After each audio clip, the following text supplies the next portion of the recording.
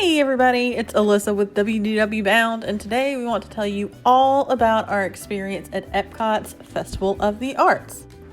This festival will be running until February 22nd this year and features awesome food booths, interactive art vendors, paint-by-number murals, and tons more. Even the Train Village in the Germany Pavilion is celebrating this festival.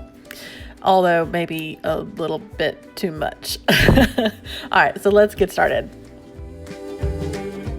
So one of the main features of any of Epcot's festivals are the food booths. That's what we're going to focus on today. I'm going to list everything we ate from least favorite to my best of the best. Coming in at number 7, unfortunately, is the Goshiki booth in the Japan Pavilion. I was really excited to try this dessert, but unfortunately it turned out to be more novelty than anything. However, it was fun to essentially play with our food in an artistic way. So let's just enjoy a moment of zen as my husband designs our edible rock garden.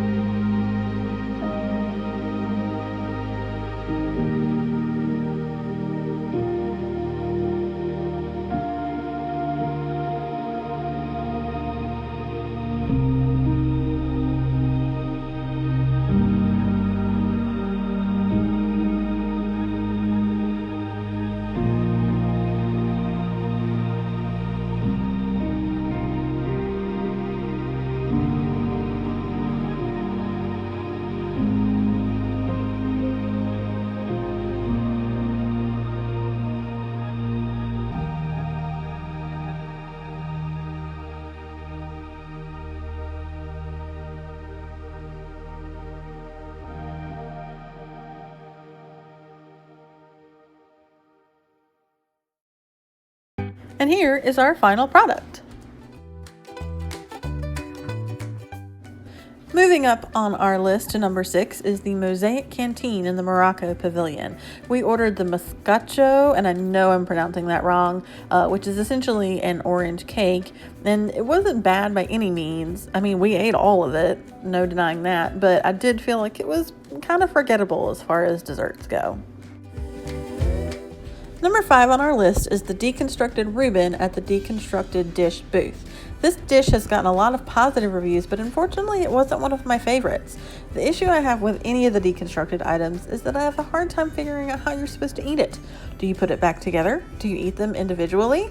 I ultimately decided on quote-unquote reconstructing it with little bites of everything, which, I don't know, seems counterintuitive. Your results may vary. Number 4 on our list is the Chilerelleno at the Mexican Pavilion booth.